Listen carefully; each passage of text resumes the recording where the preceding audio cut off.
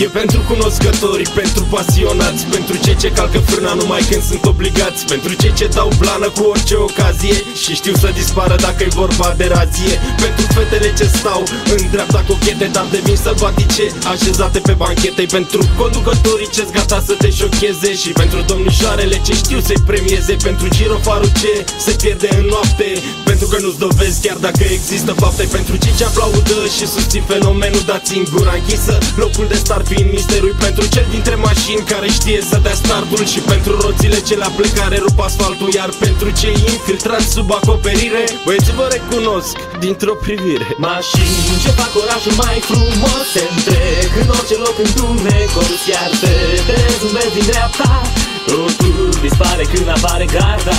Mașini ce fac orașul mai frumos, se întrec în orice loc întunecos, iar te zâmbesc din dreapta, totul dispare când apare garda. E pentru cele ce la diferite expoziții stau întinse pe capot în diferite poziții. E pentru boxele ce te dau peste cap, mult respect pentru fărul cu bași doar de hip-hop. E pentru mașinile și pentru șoferii care se simt cel mai bine în dreptele superioare. E pentru senzația că se îngustează șoseaua și pentru accelerația ce pupă podeaua. Pentru motoarele ce răsună în intersecții și pentru cei ce anunță șasei că vin sticleții.